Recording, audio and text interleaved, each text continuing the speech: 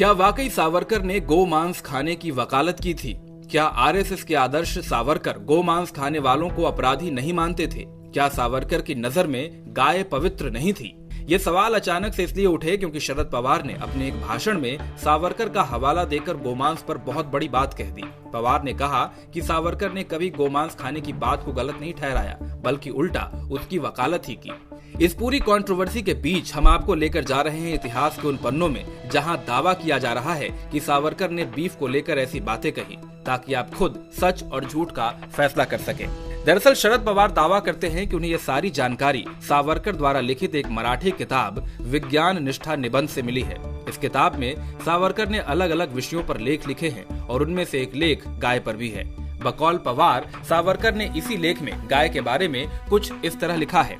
कृषि प्रधान भारत में गाय को सम्मान देना आम बात है। यह हमारे लिए उपयोगी है, लेकिन गाय को ईश्वरीय बना दिया गया है। अगर आप गाय का मैक्सिमम उपयोग करना चाहते हैं तो उसे भगवान बनाना छोड़ना पड़ेगा। गाय एक जानवर है जिसके पास मूर्ख मनुष्य से भी कम बुद्धि है।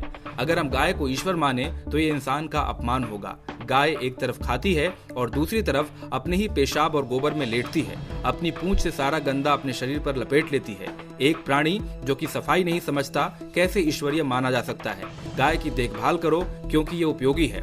इसका मतलब ये है कि लड़ाई के दिनों में या फिर जब ये बोझ बन जाए तो कोई वजह नहीं कि इसे मारा ना जाए। हालांकि सावरकर की जिस किताब में ये लेख होने का दावा किया जा रहा है वो बड़ी ही दुर्लभ किताब हो गई है। उस किताब की प्रतियां अब कहीं नहीं मिलती। हालांकि सावरकर को जानने वाले लोग बताते हैं कि सावरकर ने विज्ञान निष्ठा निबंध के नाम से एक किताब लिखी थी, लेकिन इस किताब में क्या क्या लिखा गया इस पर अब भी कंट्रोवर्सी है। कुछ लोग ये दावा करते हैं कि सावरकर ने अपनी इस किताब में कई ऐसी बातें लिखी थी जो आज के कट्टर हिंदू संगठनों को पसंद नहीं आती, लिहाजा ये किताब जानबूझकर गायब कर दी गई है। हालांकि सावरकर के गोमांस वाले इस विवाद पर सच और झूठ की बहस अभी चल ही रही है। शरद पवार पर हमला करने वाले लोग सावरकर का नाम आते ही बैकफुट पर चले गए थे, लेकिन अब सावरकर की पुरानी किताब पर अलग अलग तरह की थ्योरीज सामने आ रही हैं।